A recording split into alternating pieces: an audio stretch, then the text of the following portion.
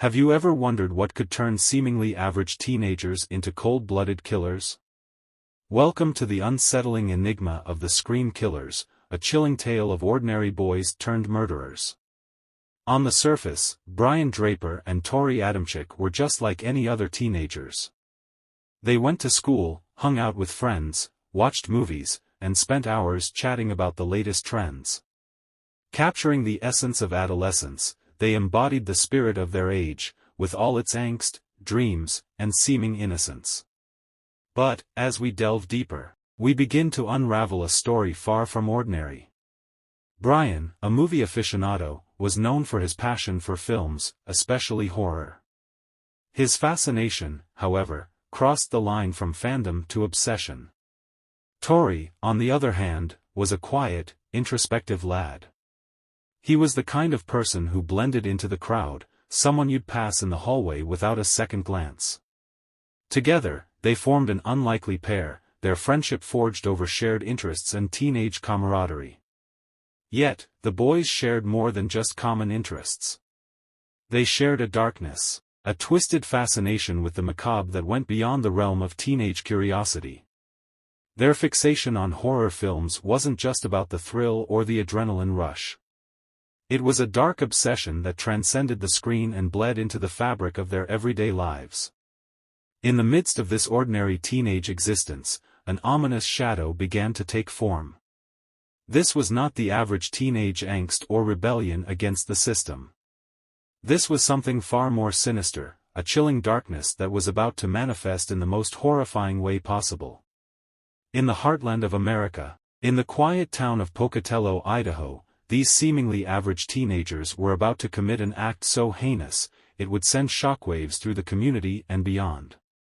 The unsuspecting victim was Cassie Jo Stoddart, a fellow classmate and friend. But beneath this normality lurked a chilling darkness. On the evening of September 22, 2006, a horrific crime would forever shatter the tranquility of their small Idaho town. The night began like any other for Cassie Jo Stoddart. She was house-sitting for her aunt and uncle, a responsibility she took seriously. Two of her friends, Brian Draper and Tori Adamczyk, were also present. They were classmates, familiar faces from school. What she didn't know, however, was the sinister plot these two had been concocting. Under the guise of a typical teenage gathering, the boys had meticulously planned a horrifying act. They left the house midway through the evening, claiming they'd decided to catch a movie. However, their departure was a ruse, a calculated move in a chilling game they were about to play. We're here in his car. The time is 9:50, September 22nd, 2006. Unfortunately, we have the grueling task of killing our two friends. And they are right in that house just down the street. We just talked to them. We were there for an hour. But we checked out the whole house. We know there's lots of doors. There's lots of places to hide. I locked the back doors, so it's all locked. Now we just gotta wait. And yeah, we're really nervous right now, but you know, we're ready. We're listening to the greatest rock band ever. We've waited for this for a long time. Pink Floyd. Before we commit the ultimate crime of murder. We waited for this for a long time. A long time. We'll stay tuned. Plunging the house into darkness and instilling a sense of fear and uncertainty. The quiet hum of the house was replaced by an eerie silence, punctuated by the occasional creak and groan of the old building.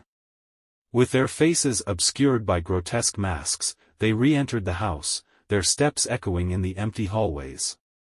The darkness was their ally, wrapping them in a cloak of invisibility as they moved closer to their unsuspecting victim.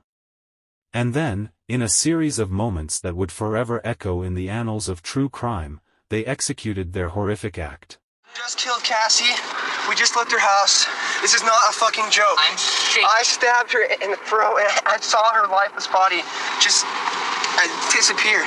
Dude, I just killed Cassie. Oh, fuck. That felt like it wasn't even real. I mean, it went by so fast. Shut the fuck up. We gotta get our act straight. It's okay. Okay, let's buy movie tickets now. Okay. Come on. No. Goodbye.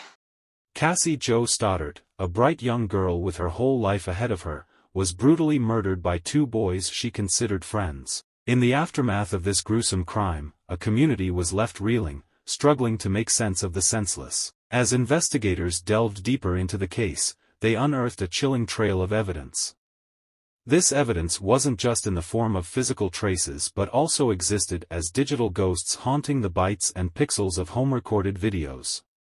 The two boys, Brian Draper and Tori Adamczyk, had left behind a disturbing chronicle of their dark intentions. They had filmed themselves outlining their plans in a twisted homage to their favorite horror movie, Scream. This wasn't just a case of life imitating art but a sinister distortion of it, where the lines between fiction and reality blurred into a haunting tableau of terror. In these videos, they detailed their fascination with the Scream franchise and how it had inspired their actions.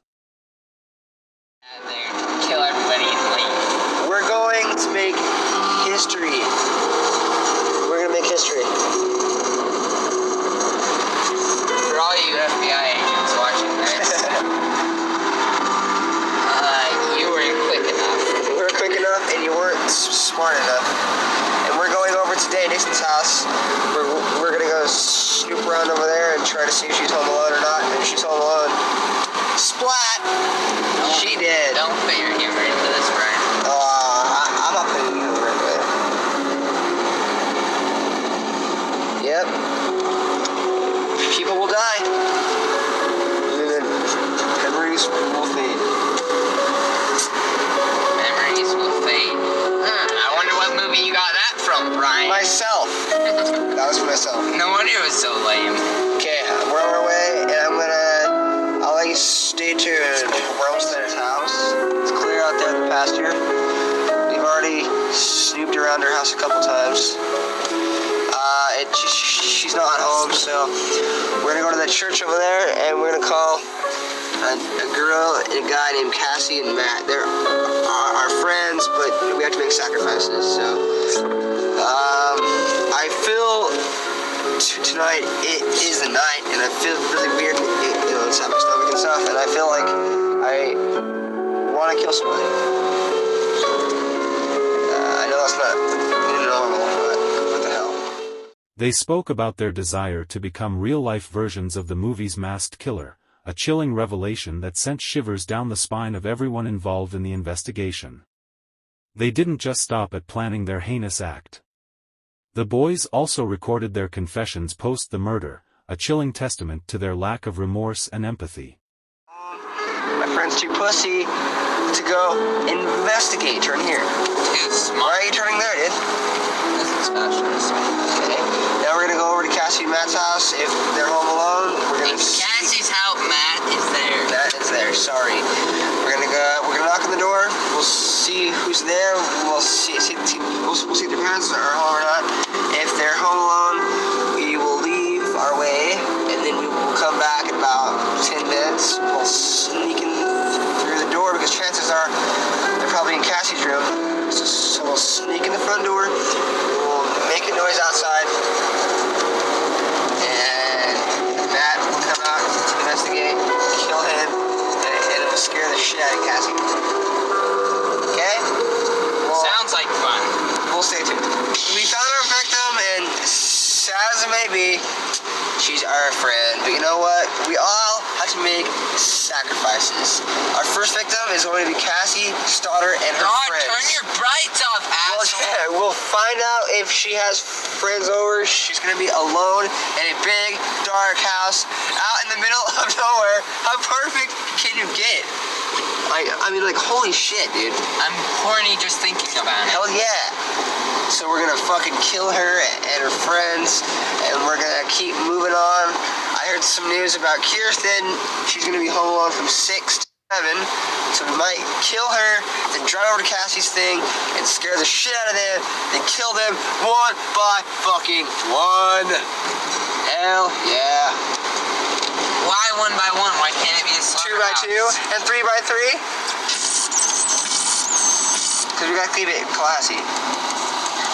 So yeah, Classy. it's gonna be extra fun. You're evil. Yes, I am. So are you. No, We're evil both is an expression of God. That was another test you failed. Evil is not an expression of God. Yes, it is. Bullshit, you know it. Evil, the origin, is a follower of fucking Satan. There is no Satan. Real? Then shut up. Then how are we supposed to express ourselves? Good and bad. We're bad. We're bad. That sounds so shitty. We're evil. That sounds even shittier. We're not, okay? They were sick psychopaths did not get pleasure of killing other people. That sounds good, baby. We're gonna go down in history. We're gonna be just like Scream, except real life terms. That We're gonna be sounds murderers. good, baby. Like, let's see, Ted Bundy, like the Hillside Strangler, No. the Zodiac Killer. Those people are more amateurs compared to what we're gonna be. We're gonna be more of higher sources of Ed Gene.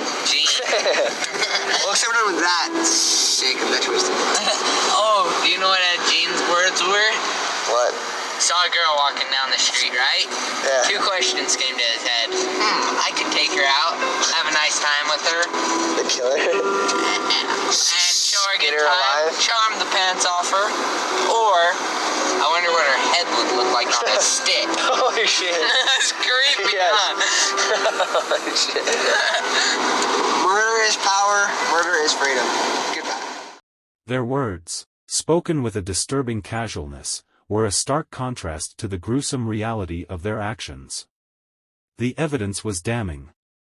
The videos painted a clear picture of premeditation, a planned act of violence that was more than just a spontaneous outburst.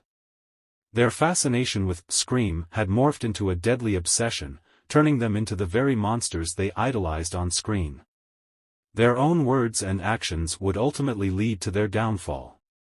The digital footprints they left behind would serve as the most potent evidence against them, a stark reminder of the darkness that can lurk behind the most unassuming of faces. In the aftermath of this shocking crime, a question lingered: why?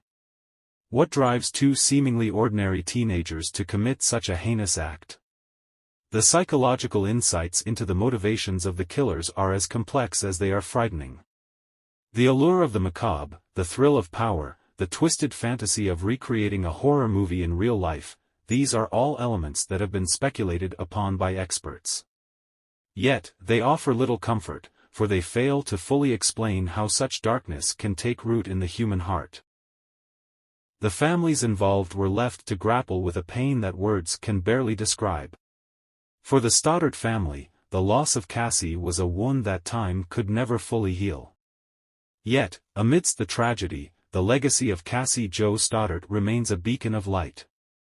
Her life, cut tragically short, serves as a reminder of the preciousness of life and the importance of cherishing every moment. Her memory continues to inspire those who knew her, and even those who didn't, to live fully, love deeply, and make every day count. In the wake of the trial and verdict, the community came together in a show of solidarity, providing support and comfort to each other. Schools implemented programs to help students cope with the trauma. There were vigils, remembrances, and efforts to raise awareness about the dangers of violence among teenagers. The response, while born out of tragedy, demonstrated the resilience of the human spirit and the power of community. In the face of such unthinkable tragedy, we are left to ponder the darkness that can lurk within the most ordinary of faces, but, perhaps more importantly, we are reminded of the strength, resilience, and compassion that can emerge in response, offering a glimmer of hope in the shadow of such profound sorrow.